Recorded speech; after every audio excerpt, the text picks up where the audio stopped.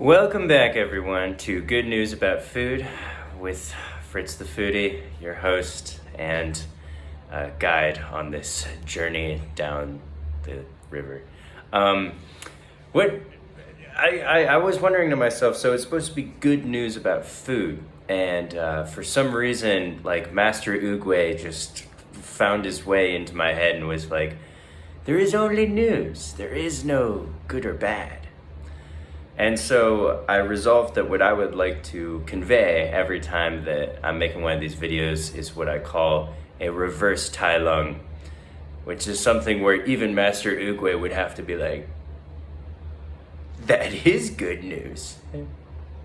So here's some very good news. And part of what, well, the news is multifaceted, but trust me, it's good news. And that is about the FDA. Yes, the Food and Drug Administration, the elusive, the inscrutable FDA. It turns out that they do more than just handle press about COVID vaccinations and e-cigarettes. They actually handle a lot of the food stuff too, but a lot of people don't know about that because they don't really see any changes. Like the FDA does have regulations, but for the most part, not a whole lot of activity has happened in like the last pretty much my entire lifetime up until 2016. So in 2016, we actually had the FDA completely change the rules for the labeling and the nutritional information. And the reason why that's so important is because that is the face of the FDA. That is the face of the government that looks after our food. So the face of the government that looks after our food and that, presents itself and shows that it exists, changed.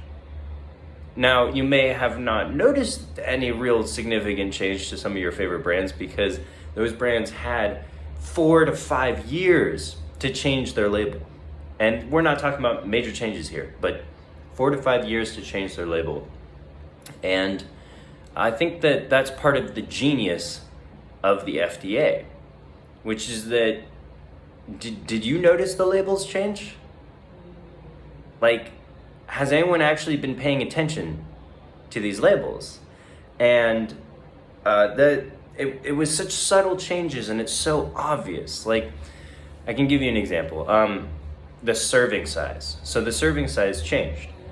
And that makes sense because when you're eating Oreos and you buy a sinful, gluttonous hammock of Oreos, the serving size is not 2 Oreos. Nobody eats 2 Oreos and then it's like, well, I guess that's why they make it so it's so resealable. It's like, dude, nobody eats 2 Oreos. Unless you're feeding them to a child with no free will on their own velocity of Oreo consumption, there is no way that you are stopping at just 2 Oreos. And, similarly, they will know that people like to take the inner stuffing out and then make like a dodeca-tuple stuffed Oreo. And at that point, it's like, guys, how do we make nutritional information for just eating the inside filling of the Oreos and completely neglecting the outsides? Or what if your brother wants to eat the outside of the Oreos? How do we do nutritional information for that? So that is actually what the FDA does. That's their job. And the reason why I say they are genius is not only because they somehow managed to find a way to do that job, but also they do it in a way that nobody cares. Like, I've never heard someone argue about, oh, the FDA did this. I've heard people argue about what the FDA didn't do, but I've never heard people argue about what the FDA did do. And, that's just my life in person, but I do keep an ear out for these kind of things. Whoops. Calories from fat was removed, and the reason for that was because there were all these studies that were piling up linking sugar to heart disease and all kinds of stuff. So the new label laws are like, all right, you now have to have added sugars.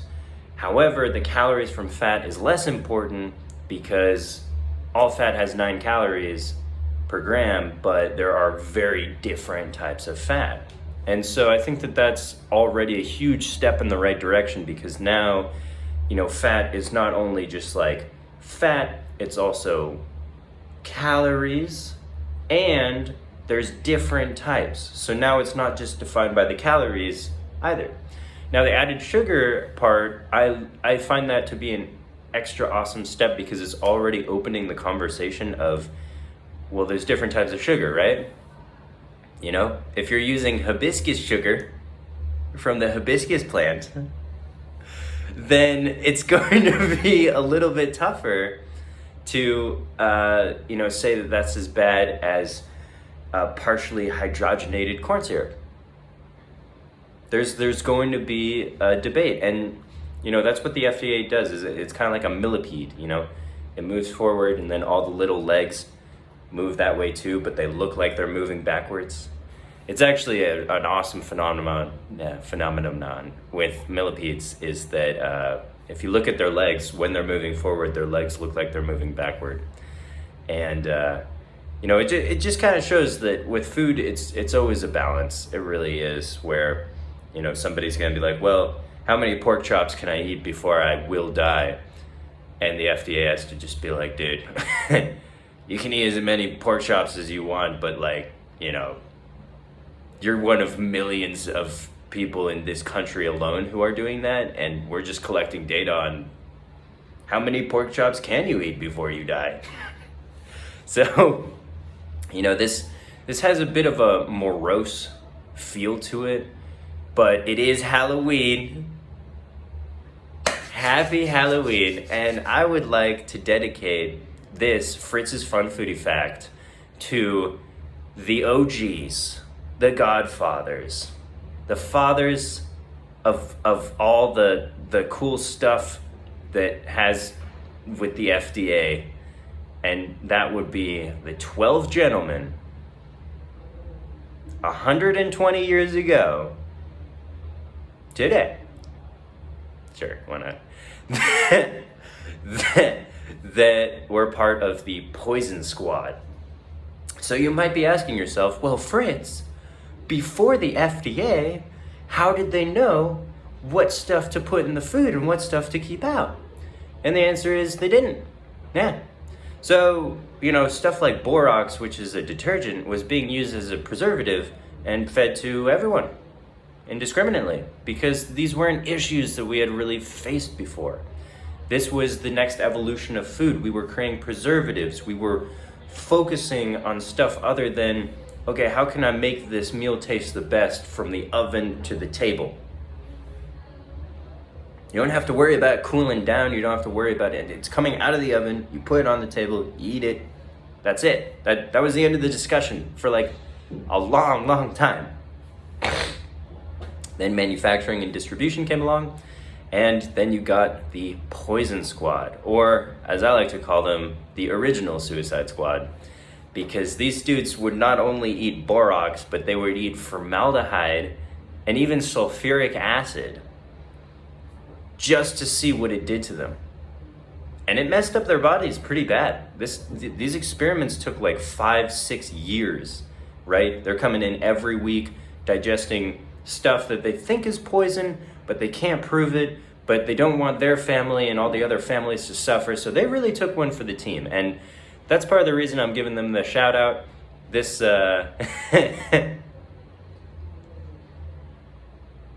this Halloween, oh my gosh. I swear the ghost of one of them just came up to my ear and was like, 12 irritable men. Anyway, yeah, it's been pretty awesome just having people look out for us. And, the FDA, it's not perfect. It's not supposed to be. However, the progress that we have made from ingesting sulfuric acid and borax to, does it really matter if it's hibiscus or tulip syrup? I think that shows a huge progress. I guess that's the end of the video, but love you guys, and Peace out. Happy Halloween. Keep it spooky. And, sorry, that was me. Peace.